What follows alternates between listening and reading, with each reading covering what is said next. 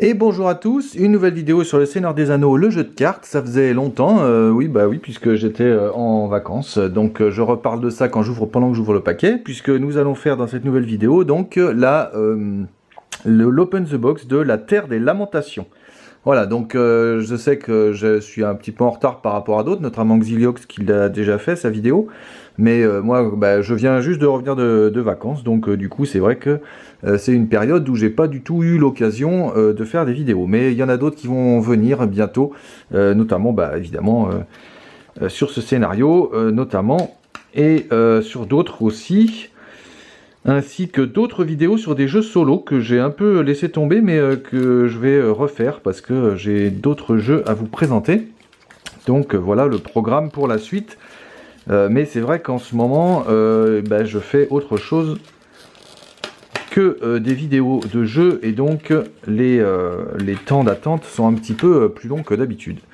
Donc, et ça sera sûrement le cas encore pendant quelques temps, parce que c'est vrai que des fois je fais beaucoup de vidéos d'un coup et des fois non. Donc la Terre des Lamentations, j'ai oublié de le signaler, c'est le 5e paquet du cycle 9, donc peut-être l'avant-dernier paquet du jeu, puisque on ne sait pas encore vraiment ce qui va se passer après ce cycle 9, mais probablement que le jeu va être en stand-by pendant un petit moment. Je regarde tout de suite la difficulté du scénario, ou 9.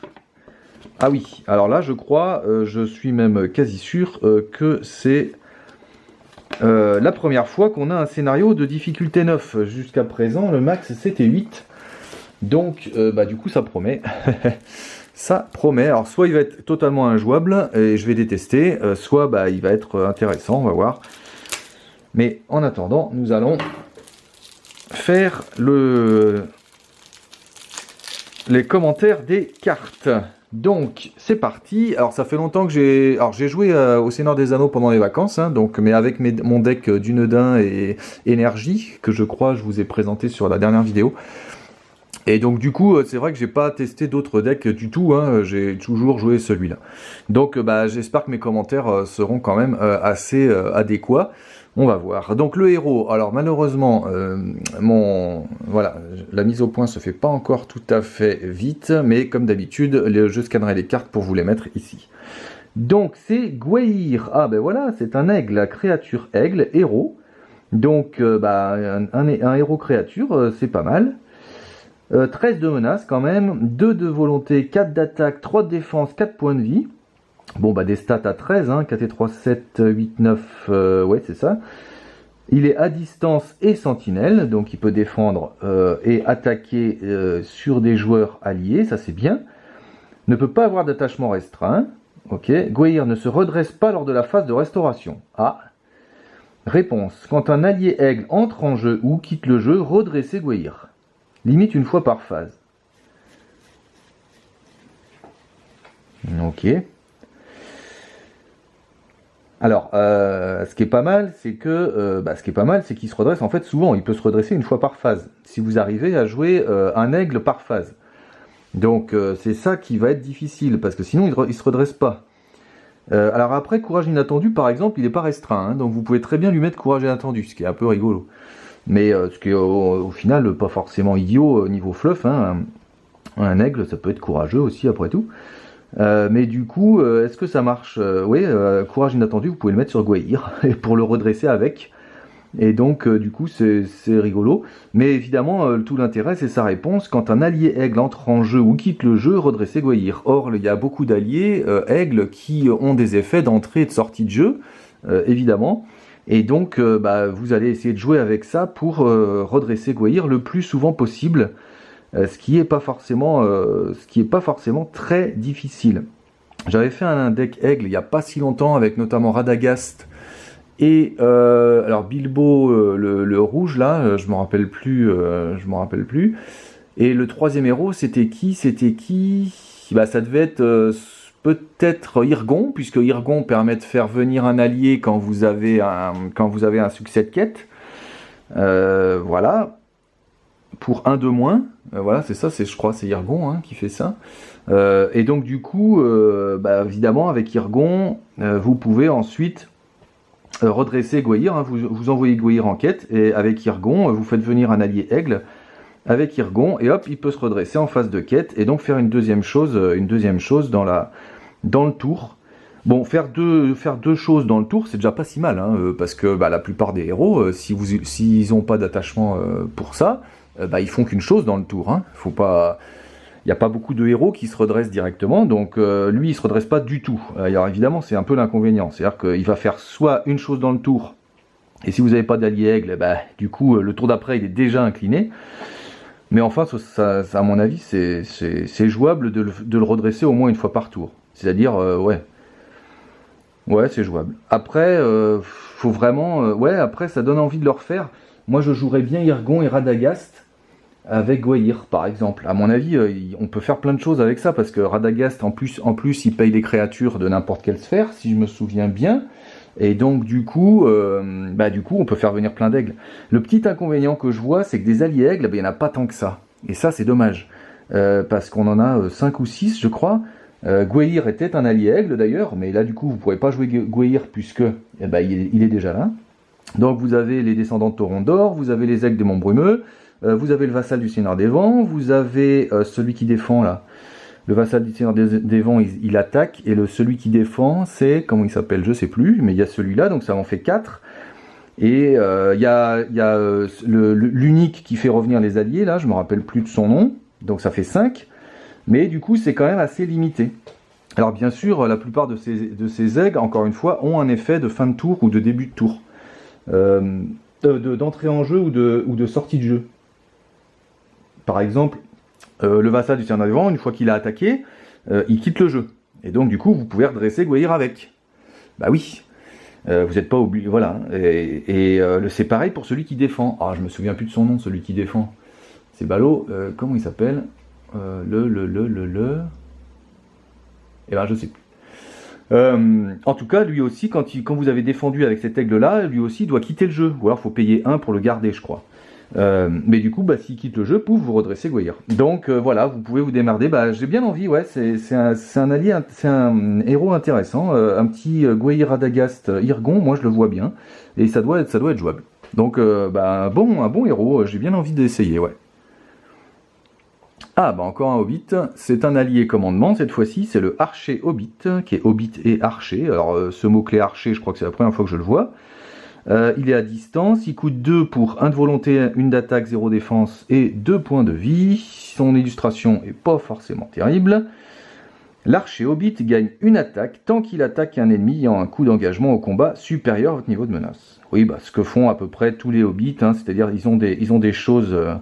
à partir du niveau de menace de l'ennemi, mais là c'est pas trop mal parce que ça fait un petit allié qui attaque à 2, mine de rien, et si vous jouez, alors je sais plus son nom non plus, mais le héros Hobbit rouge, Tom Chomin, non c'est pas Tom Chomin, je sais plus, qui booste les alliés de 2 d'attaque, les alliés Hobbit de 2 d'attaque quand il entre en jeu, si vous avez ce héros là, lui il attaque à 4 lors de son tour d'entrée en jeu, si vous attaquez un ennemi qui a un coût d'engagement au combat supérieur à votre niveau de menace. Donc ça commence à être pas mal pour deux ressources.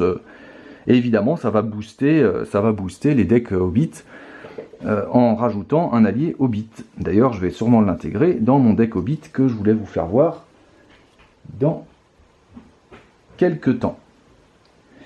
Donc un allié, ma foi, pour les Hobbits, ma foi, fort sympathique. Mais évidemment, il faut jouer Hobbit, hein, c'est pas... Sinon, il n'a pas trop d'intérêt, parce que c'est... Oh, quoi qu'à la limite, si, pourquoi pas, hein, parce que pour 2 de volonté, pour 2 de ressources, 1 de volonté, 2 d'attaque, c'est pas si mal, hein, parce que son effet ne dépend pas d'autres héros Hobbit, hein, son effet dépend simplement de la menace de l'ennemi. Donc si vous avez un deck qui part assez bas en menace, vous pouvez très bien l'intégrer et il pourra faire son effet peut-être une fois, 2 fois, peut-être plusieurs fois. Et donc si c'est un bon allié, le archer Hobbit. Bon oui, tout à fait. L'autre carte commandement qui est un attachement cette fois-ci, c'est le livre rouge de la marche de l'Ouest. Ah comme ça. Il coûte 3. Ouh la vache. C'est un artefact et un objet.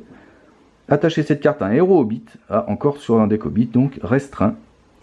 Tant que le héros attaché est engagé dans une quête, chaque personnage hobbit gagne plus une volonté. Ah ouais, bien.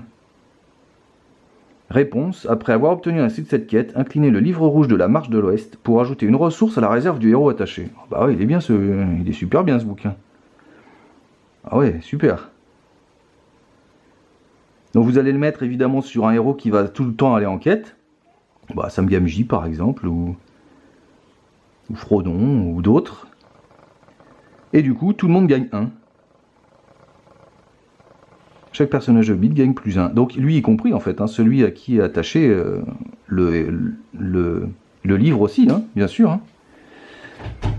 Donc, oui, donc petite interruption, mais c'est pas grave. Donc j'étais en train de dire que pour moi c'est vraiment un très bon attachement. Donc évidemment il coûte 3, mais enfin il va être vite remboursé puisque grâce à la volonté de plus, vous allez ensuite pouvoir donc avoir des succès de quête et du coup avoir des ressources supplémentaires. Moi je le vois très bien sur Frodon Commandement, parce que Frodon Commandement il a besoin des ressources pour redresser un autre héros engagé dans la quête. Donc bah voilà, clairement il entre dans mon deck Hobbit, ça c'est sûr et certain. Dès que j'ai fini cette vidéo, c'est évident. Un très très bon attachement, même s'il coûte 3. Alors c'est vrai que 3 l'investissement est... Alors vous allez pas... Moi je pense pas le faire au premier tour, parce qu'au premier tour vous aurez pas forcément beaucoup de personnages Hobbit. Et du coup vous allez peut-être pouvoir vouloir mettre un ou deux alliés sur les 2 premiers tours par exemple, puis ensuite mettre le livre pour booster vraiment, pour que le 3 pour que le coût de 3 soit vraiment remboursé rapidement par le plus 1 de volonté sur tous vos personnages Hobbit. Mais moi clairement je le mets dans mon deck, ça c'est évident. Un très bon attachement pour les Hobbits. Mais c'est vrai qu'on continue du coup sur les Hobbits. Alors, c'est maintenant les cartes connaissances. C'est un allié, c'est un Del. Ça fait longtemps qu'on n'avait pas eu de Del. C'est la messagère de Del, qui coûte 2 seulement. Pour 1 de volonté, une menace... 1 de volonté, une attaque, une défense, 2 points de vie. Bon bah déjà, rien que pour les stats, moi je le trouve très bien. Voilà, donc on va voir sa réponse, mais il n'y a même presque pas besoin. Quand la messagère de Dale entre en jeu, choisissez un joueur. Ce joueur soigne un dégât de chaque personnage qu'il contrôle ayant un attachement joueur. Ben voilà, parfait. Alors j'aime bien aussi parce que bon c'est un Del, donc évidemment les Del jouent les attachements très très facilement, hein, c'est leur caractéristique, et du coup vous allez avoir souvent dans un deck Del des attachements sur quasiment tout le monde, et en particulier évidemment vos héros, mais même dans un deck pas Del, bah, c'est rare que vous ayez des héros sans attachement quand même. Hein, donc du coup la messagère va au moins agir sur vos héros. Hein, et elle soigne 1 point sur tous les persos qui ont au moins un attachement joueur. Donc du coup, elle peut soigner, si vos 3 héros sont blessés, elle peut soigner les 3 d'un coup d'1 point. Hein. Pour 2, bon, par contre, c'est que quand elle entre en jeu. Donc évidemment, bon, vous en mettez 3 dans votre deck, si vous n'avez pas moyen de les faire revenir, vous allez soigner 3 fois comme ça. Mais ça peut vous sauver une partie, mine de rien. On est souvent sur les quêtes qui ont des dégâts directs, des trucs comme ça, qui nous tapent les héros qui pourtant ne défendent pas, mais qui vont que en quête, mais qui nous font des blessures quand même sur ça, ou pour les archeries, ce genre de trucs. Des héros qui ne défendent pas, mais qui se prennent des dégâts, ça existe, évidemment, malheureusement. Et du coup, elle les soigne assez facilement. Et puis ses caractères sont vraiment très bonnes. Pour un allié de 2, moi je dis 1 de volonté, une attaque, une défense, on prend, hein, on prend. C'est clair. Ouais, après, bon, c'est sûr que vous n'allez pas en profiter. Alors, dans un deck d'elle, évidemment que vous allez la mettre, parce que ça vous fait un allié d'elle en plus, sur lequel mettre des attachements. Et sur un deck d'elle, elle va être très puissante, puisqu'elle va soigner beaucoup de personnages. Mais bon, même sur un deck... alors, est-ce qu'à la place... Ça dépend des decks, hein, mais pour 2 en connaissance, est-ce que vous allez mettre un gardien des maisons de guérison qui va soigner vraiment, ça va être que ça, hein, ça va être que son rôle de soigner tout le temps, et il va rien faire d'autre, ou est-ce que vous allez mettre ça en tentant le coup, en disant, bon, je vais peut-être pas me prendre trop de dégâts, et elle va peut-être suffire à soigner, tout en m'apportant de la volonté, ou une petite attaque en plus, etc. Ou un trash. parce qu'elle peut défendre et puis mourir, c'est pas grave, puisque sa réponse c'est quand elle arrive en jeu, bah, très bien. Hein. Donc ça se discute, suivant comment vous allez prendre les dégâts, suivant le scénario, ça se discute. Ça peut très bien être aussi un remplaçant du gardien des maisons des guérisons, si vous n'avez pas besoin de soigner beaucoup. À voir donc. Je l'aime bien moi cet allié. Ah bah encore un truc de guérison visiblement, parce que chez un champ de guérison, c'est un attachement connaissance qui coûte 0, et c'est un champ, donc ça veut dire qu'on peut aller chercher avec des cartes qui vont chercher les champs, et ça c'est toujours bien. Attachez cette carte à un héros, limite 1 par héros, action, défaussez une carte de votre main pour soigner un point de dégâts du héros attaché. N'importe quel joueur peut déclencher cet effet. Oh bah d'accord. On soigne en défaussant des cartes, bah j'adore.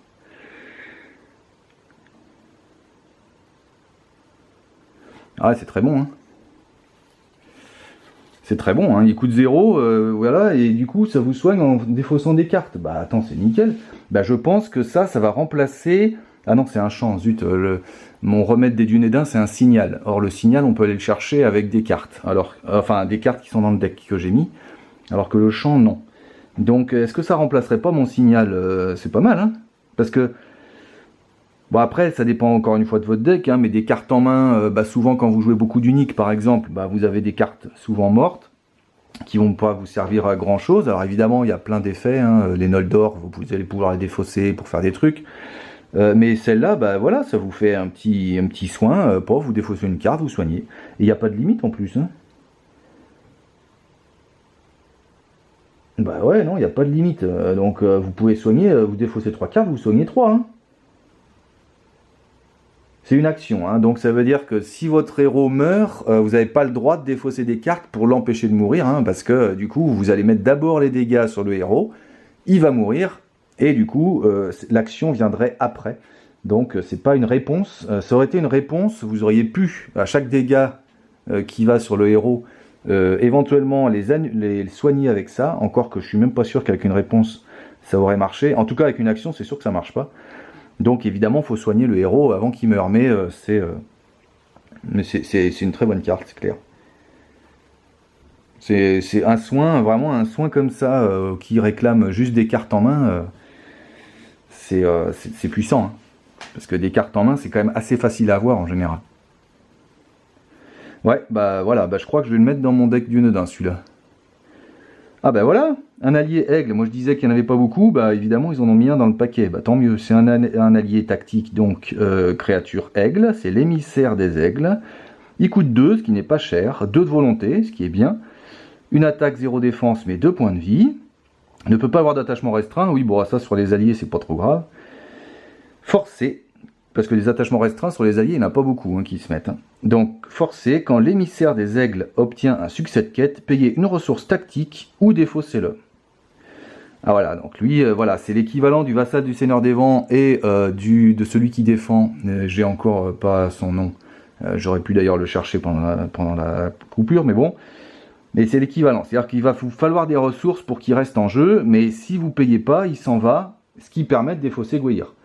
Ce qui permet de redresser Gwaihir. Donc avec lui, bah voilà, vous mettez Gwaihir en quête et vous mettez lui en quête, vous payez pas, Gwaihir se redresse après la quête. Mais par contre, évidemment, bah, vous avez payé 2 quoi. Alors avec Irgon, vous allez pouvoir payer que 1. Et ce qui est, du coup, voilà, vous... Ah oui, mais du coup, il sera pas venu en quête puisque l'effet d'Irgon, c'est après la quête. Donc oui, c'est un peu bête.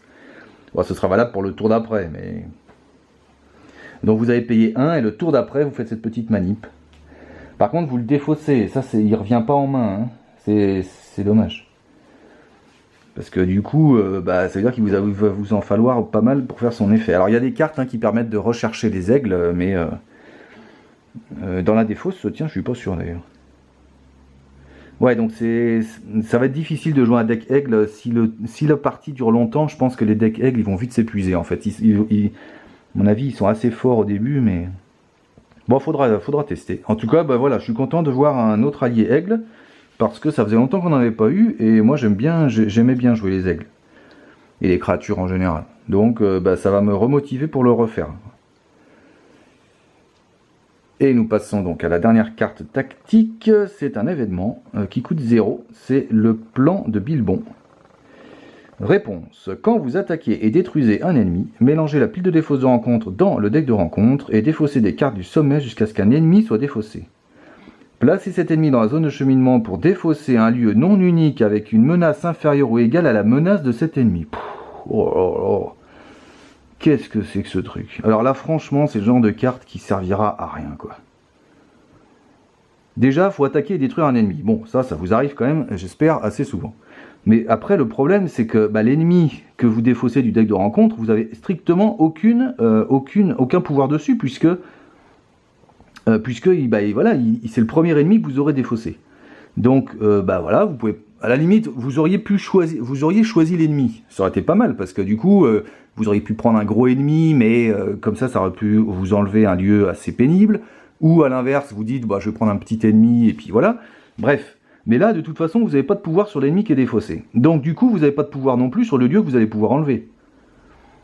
Parce que, déjà, c'est un lieu non unique, parce que la menace doit être inférieure ou égale à la menace de cet ennemi. Donc si vous n'avez pas de bol, vous prenez un ennemi, pouf, il a 1 de menace. Pas de bol, il n'y a pas de lieu à 1 de menace. Et du coup, vous avez joué ça pour rien, vous avez pris un ennemi en plus, et vous n'avez rien fait du tout, quoi. Donc non, moi clairement c'est pas une carte que je jouerais, c'est évident, il y a pas assez de contrôle du tout sur cette carte. Surtout que il y a des cartes qui permettent de voir par exemple les 2 premières cartes du deck de rencontre, ce genre de truc, avec l'allié Champ-Rivière là, par exemple. Mais là le problème c'est que de toute façon vous remélangez la défausse dans le deck de rencontre. Donc de toute façon, même si vous avez vu la première carte du deck de rencontre, une fois que vous aurez remélangé cette carte, la carte, vous savez plus qui c'est. Donc non, ça sert strictement à rien, ça. Ça sert strictement à rien. Et surtout qu'en général, on préfère quand même avoir des lieux. Bon, il y a certains lieux qui sont très pénibles, on est d'accord. Mais on préfère quand même avoir des lieux à la place des ennemis. Donc non, c'est vraiment une carte mal foutue. Il faudrait qu'on ait plus de contrôle. Moi je vous dis, vous rajoutez à la place, choisissez un ennemi dans le deck de rencontre et mettez-le dans la ZC pour ensuite enlever un lieu, déjà ça change tout, parce que comme je peux choisir mon ennemi en fonction des lieux qui sont là. Alors que là je fais rien du tout. Donc non, ça, carte morte. Carte qui servira à rien. Je vois pas comment on peut la jouer efficacement. Je vois pas. Après, il y a des decks qui gèrent mieux les ennemis que les lieux. Mon deck du Nodin actuel, il gère mieux les ennemis que les lieux. D'accord. Mais si j'ai pas de contrôle dessus, je joue pas ça, jamais de la vie. Non, jamais de la vie. C'est vraiment la première carte vraiment nulle du paquet, parce que les autres sont quand même plutôt sympas. On termine avec les énergies. Donc, pipe de rechange. Énergie, donc, c'est un attachement, c'est une pipe. Un objet, il coûte 1. Attachez cette carte à un personnage, donc y compris un allié éventuellement. Le personnage attaché gagne plus 1 point de vie, ce qui est toujours bien. Réponse, quand vous jouez la pipe de rechange, cherchez un événement parmi les 5 premières cartes de votre deck et ajoutez-les à votre main, mélangez votre deck. Oui, très bien. Alors par contre, c'est que quand vous la jouez. Donc là aussi, c'est un effet qui va pas se jouer souvent. Quand vous la jouez, vous avez le droit d'aller chercher un événement parmi les 5 premières. Non, si, elle rajoute quand même un point de vie au personnage. Si, c'est très bien. La réponse, c'est que quand vous la jouez, mais son effet de plus 1 point de vie, mine de rien, pour une ressource énergie, pourquoi pas, Pourquoi pas. Et puis surtout qu'il y a évidemment, alors je sais plus le nom de la carte, je suis désolé, mais qui joue sur le nombre de pipes que vous contrôlez. Et donc du coup, évidemment, c'est une pipe en plus qui permet de valider encore plus les cartes qui jouent dessus. Donc moi j'aime bien. C'est pas fou, mais j'aime bien. Plus 1 point de vie, en plus c'est rare quand même qu'on ait des cartes qui donnent que 1 point de vie. Donc, puis elle s'attache à n'importe quel personnage, donc à un allié y compris, elle n'est pas restreinte. Donc éventuellement vous pouvez le mettre sur un aigle. Ouais. Moi j'aime bien ça, c'est pas mal. C'est pas mal. La dernière carte énergie, donc c'est un événement, cette fois-ci qui coûte 0, fumée et pensée. Ça va être avec les pipes alors. Action, réduisez de 1 le coût de la prochaine carte que vous jouez pour chaque pipe que vous contrôlez. Voilà, je vous disais qu'il y avait des cartes qui jouaient sur le nombre de pipes, et juste après il y en a une là. Donc réduisez de 1 le coût de la prochaine carte que vous jouez. Donc c'est n'importe quelle carte, c'est pas un allié, un attachement, c'est n'importe quelle carte. pour chaque pipe que vous contrôlez. Ben voilà. Donc vous contrôlez 2 pipes, vous réduisez de 2 le coût de la prochaine carte. 3 pipes, 3, c'est vraiment pas mal. Alors c'est un événement, hein, donc vous allez pouvoir le jouer qu'une fois. Mais évidemment ça combote bien avec ça, puisque vous allez pouvoir éventuellement la chercher avec la pipe de rechange. Hein, donc vous allez chercher ça pour ensuite diminuer le coût de la prochaine carte. Donc ça c'est bien, hein, parce qu'encore une fois la prochaine carte, c'est pas forcément la phase d'organisation, hein, ça peut être un événement que vous jouerez pendant le tour, ou un truc comme ça. Et en plus, comme elle coûte 0, bah voilà, vous avez juste à la jouer. Bon, évidemment, il faut une sphère énergie, mais vous avez juste à la jouer, et hop, la prochaine carte est diminuée de pipes. Bah, ouais, c'est pas mal. Moi, j'ai jamais trop joué les pipes. Hein. Je trouvais qu'il n'y en avait pas assez pour que ce soit intéressant pour jouer ce genre de truc, là. Mais bon, ne serait-ce qu'une, ça peut être bien pour ça, après tout. Y a des pipes qui sont intéressantes, hein. La pipe du Nedin par exemple, je crois, non, c'est pas ça. Ça n'existe pas, ça, la pipe du Nedin. Si, c'est celle qui permet de... C'est une pipe ou pas? Je sais plus. Qui permet d'aller chercher une carte, de piocher une carte quand vous avez, je sais plus quoi. J'ai souvent joué celle-ci, mais toute seule. Mais du coup, vous voyez qu'avec avec cette carte, bah, mine de rien, elle peut être validée quand même. Donc ouais, c'est pas mal. Ah bah super. C'est la carte neutre, et c'est un autre allié aigle, c'est Williador. Et ben voilà, on a 2 alliés aigle en plus là. Alors par contre lui il est unique, hein, donc vous n'allez pas pouvoir le mettre, vous n'allez pas pouvoir en mettre en jeu plusieurs, mais c'est pas grave. Il coûte que 1, pour des stats quand même assez incroyables. 1 de volonté, 3 de défense, non 3 d'attaque, 2 de défense, 3 points de vie, donc il y a sûrement une couille quelque part, à distance et sentinelle. Ne peut pas avoir d'attachement restreint, ça c'est pas grave. Ah oui. À la fin du tour, défausser Williador, à moins que les joueurs ne dépensent collectivement une ressource. Bon voilà, une ressource, c'est pas mal. Ouais, donc du coup, évidemment, plus vous allez le garder, plus il va vous coûter cher. Hein, donc, fatalement. Donc au départ, il coûte que 1, mais dès la fin du tour, il coûte 2, la fin du tour d'après, il coûte 3, si vous voulez le garder. Donc là, bah, c'est ce que je disais tout à l'heure. Hein. Je pense que les decks aigles vont être assez efficaces pour rusher, pour essayer de rusher. Mais évidemment, si vous payez pas, il s'en va. Hein, et s'il s'en va, ben vous redressez Gwaihir, bien entendu. Mais là, évidemment, avec tous ces aigles, ça commence à être pas mal. Hein. Je pense qu'on a suffisamment d'aigles pour quasiment ne mettre que ça dans le deck. Et essayer de faire l'effet de Gwaihir le plus souvent possible. Ouais, c'est pas mal, moi j'aime bien. Puis l'illustration est vraiment sublime, je trouve. J'aime beaucoup. C'est vraiment la première carte du deck du paquet qui, au niveau illustration, me plaît. Ouais, celui-là est bien. Bah, les aigles en général sont chouettes. Les autres sont un peu plus communes. Bon, si le livre j'aime bien, mais c'est un livre. Ouais, ben voilà, un très bon allié. Ben voilà, ça donne carrément envie de faire un deck aigle, hein, ce paquet, c'est sûr. Alors, donc là, cette fois, on se fait pas avoir et on cherche s'il y a un contrat. Alors, normalement, ils les mettent juste avant les trucs scénarios. Messager du roi, ça doit être ça, l'air d'être ça, ouais. Ah ben voilà, il y a un contrat en plus. Alors voyons ça. Ben, je suis sur la phase B. Phase A, donc c'est le messager du roi. Vous ne pouvez pas choisir plus de 2 héros lors de la mise en place. Ah bah des decks à 2 héros, j'en ai déjà fait. Hein. Donc ça peut être pas mal. Mise en place. Choisissez un allié unique, non neutre, dans votre deck, et mettez-le en jeu. Ok. Ajoutez la somme des volontés, attaque, défense et points de vie de cet allié à votre menace de départ. Oui, d'accord, donc c'est comme si vous aviez un 3e héros, quoi. Ensuite, retournez cette carte et attachez-la à cet allié. L'allié attaché perd le type de carte allié et gagne le type de carte héros. Bah voilà ce que j'étais en train de dire. Le personnage attaché ne peut pas être redressé plus d'une fois par phase. Oui, bon, ça c'est pas grave. Messager du roi est immunisé aux effets de cartes tant que le personnage attaché est en jeu. Ça veut dire que le deck de rencontre ne peut pas les défausser, par exemple, même si c'est un attachement. Si le personnage attaché quitte le jeu, retirez Messager du roi de la partie. Bon, bah, c'est simplement un contrat qui vous permet d'aller choisir un allié en tant que héros. Ok, alors est-ce qu'il peut être neutre? Bah, s'il est neutre, il gagnera des ressources, mais vous pourrez rien en faire, quoi. Si... Un allié unique, non neutre. Ah non, non neutre. Ouais, non neutre. Il faut qu'il ait une sphère quand même. Bon, alors après, évidemment, moi, c'est... Alors, J'imagine bien qu'il y a des gens qui vont triper sur ce contrat parce que ils connaissent le jeu par cœur et puis ils ont déjà essayé plein de choses. Et donc il y a sûrement des alliés auxquels je pense là, auxquels je pense pas forcément maintenant, qui ont des effets incroyables. Bah, par exemple Firial.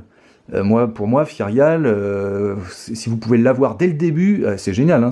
Je rappelle que son effet à Firial, c'est quand elle s'engage dans une quête, vous avez le droit de regarder la première carte du deck de rencontre et éventuellement de la défausser. Donc par exemple, voilà, avoir Firial en héros dès le début, avec son effet, c'est génial.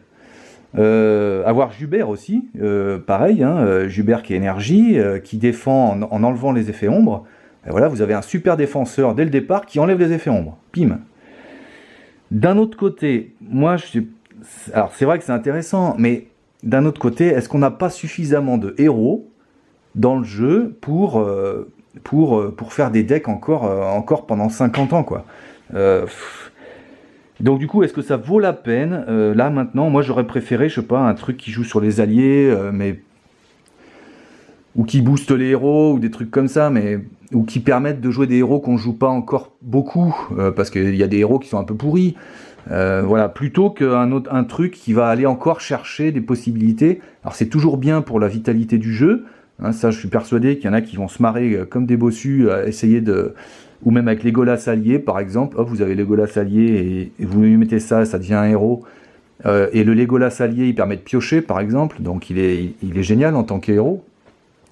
Il y a Glorfindel, évidemment. Le Glorfindel énergie. Va y avoir Gildor Inglorion. Enfin, il y a tous les gros alliés qui sont géniaux et qu'on aime jouer. Qu'on va pouvoir transformer en héros. Bah d'accord, mais est-ce que ça vaut le coup? Est-ce que ça vaut le coup, à ce stade du jeu, de dire, bah voilà, vous avez maintenant encore, je sais pas combien de héros possibles, alors qu'on en a déjà plein qu'on joue très peu. Donc bon, voilà. Moi, je l'essaierai peut-être, hein, j'essaierai voilà, avec les héros, avec les alliés que je viens de vous dire, hein, puis il y en a sûrement plein d'autres auxquels je pense pas maintenant. Mais moi, c'est Firial, par exemple, là, qui me ferait triper à avoir comme héros. Mais bon, à part ça, ouais. À part ça, bah, je sais pas si le jeu avait besoin de ça, quoi, en fait. Voilà mon interrogation. Est-ce que le jeu avait besoin de ça? Bon, on sait tous qu'on est sans doute en fin de vie du jeu. Il reste plus qu'un paquet après celui-là. Bon, normalement, il y a des annonces après. Hein. Moi, je crois pas à sa fin de vie parce que bon, c'est un jeu qui marche encore très bien, a priori. Mais c'est vrai qu'il est un petit peu rebutant pour les débutants parce que bah, la masse de cartes est énorme. Et du coup, les gens qui veulent s'y mettre maintenant, au niveau du prix du jeu, de ce qu'il faut avoir, ils hésitent à s'y mettre, hein, à s'y lancer. C'est légitime. Alors maintenant, la question c'est est-ce que ce genre de carte va faire venir des nouveaux joueurs? Moi, je crois pas. Parce que justement, il y a suffisamment de possibilités par ailleurs. Et est-ce que ça va maintenir l'intérêt des fans? Bah, je crois pas non plus, parce que bah, les fans, enfin moi j'en suis un, j'achète les paquets, de toute façon je me pose pas de questions. Et donc du coup, bon. Moi j'aurais préféré d'autres idées que celle-là. J'ai envie de dire, ça cède un peu à la facilité, quoi. Voilà. Allez hop, on sait plus trop quoi faire comme idée de deck. On a fait les Dell, on a fait les Aigles, on a fait les Hobbits, on a fait les Noldor, on a fait machin, les Sylvains. Voilà, par exemple des Sylvains, un autre Sylvain, ou alors une carte qui permet de jouer un archétype qu'on joue pas souvent. Par exemple, il n'y a pas beaucoup je vais dire une bêtise, mais il n'y a peut-être pas beaucoup d'hommes des bois. Alors est-ce que ce serait pas intéressant d'avoir d'autres cartes hommes des bois plutôt que ce truc-là? Voilà, bon, c'est des questions, hein, j'en sais rien, hein, j'ai pas la réponse. Mais bon, c'est pas un contrat qui me fait triper. Par contre, ça fera vraiment triper certains joueurs qui adorent des quais et qui vont chercher jusque la plus petite truc pour contrer un peu le jeu. Enfin, voilà, ça va ouvrir des idées, c'est certain. Mais bon, ça veut dire qu'il y a encore des cartes qui restent dans nos classeurs depuis le début du jeu et qui vont y rester, quoi. C'est pas ce contrat qui va les faire sortir. Et je trouve ça dommage. J'aurais préféré une carte qui fasse sortir des cartes qu'on joue pas d'habitude. Bon, bah après, c'est comme ça. Hein. Alors, donc, ce fameux scénario de difficulté 9. Visiblement, il y a 3 boss. Alors lui, il est long, hein. 9 et 2, 11, 8 et 3, 11. Ah, lui, ça a l'air d'être le plus faible, mais... La caserne, des lieux à 1, oh, des alliés aussi. Bon, bah on verra, j'essaierai de le faire, c'est sûr. Évidemment, je vais le faire, sans doute avec mon deck du Neudin. Hein. On va se prendre une grosse branlée. Mais bon, on va essayer, hein, pourquoi pas. Les cartes sont sympas, on retourne sur les orientaux. Ah, il n'y a que deux... Il n'y a que 2 étapes. Bon, on va voir. Alors mon deck du Neudin, les ennemis, il les craint pas trop en général. Donc si la difficulté est 9 à cause des ennemis, peut-être que ce sera jouable. Ouais, ils sont à 29, 33 et 34 quand même. Hein, donc c'est-à-dire que vous allez vous les prendre assez tôt. Enfin, sauf s'il n'y a pas d'effet, bon, on lira plus tard. Bon, on lira plus tard. En tout cas, les cartes sont jolies. Et voilà. Alors pour conclure sur ce paquet, ben, c'est clairement un très bon paquet. Hein. Moi, je suis content de revoir les aigles, par exemple. Ça, c'est vraiment un archétype. Je suis content qu'ils s'y remettent. Voilà, ça faisait partie, par exemple, des archétypes qui ont été abandonnés assez tôt dans le jeu. Puis de temps en temps, on a eu un allié aigle qui passait par là. On ne sait pas trop pourquoi. Gwaihir, par exemple, en allié, qui est venu assez tard. Mais qui boostait pas particulièrement l'archétype, qui permettait juste d'avoir un autre aigle. Et ben là, je suis content du coup qu'il fasse un héros autour des aigles. Et du coup, qui va nous redonner envie de ressortir les aigles. Moi, j'ai toujours adoré les aigles. Et ça fait plaisir. Donc c'est un bon paquet, à part cette carte absolument nulle, à mon avis, hein, celle-ci vous oubliez. Toutes les autres sont tout à fait jouables. Dans mon deck Hobbit, clairement, je vais prendre ces deux-là. Je vais essayer de faire un deck aigle avec ces trois-là, et puis peut-être que dans mon deck du Neudin, je vais mettre le champ de guérison. Donc vous voyez qu'il y a quand même des cartes qui s'adaptent à plein de choses, donc c'est à mon avis un très bon paquet. Et il ne restera plus qu'à tester le scénario. Voilà, et ben merci d'avoir suivi, merci de votre patience pour le délai, mais encore une fois, c'était pas forcément... Enfin, c'était de ma faute, mais je veux dire, moi, je fais pas, je me suis jamais imposé de sortir une vidéo tous les temps, hein, donc voilà, ça sort quand ça sort. Et là, sans doute que je vais en faire quelques-unes dans le temps qui reste. Je vous dis donc à bientôt pour de nouvelles aventures sur la chaîne. Merci d'avoir suivi et au revoir.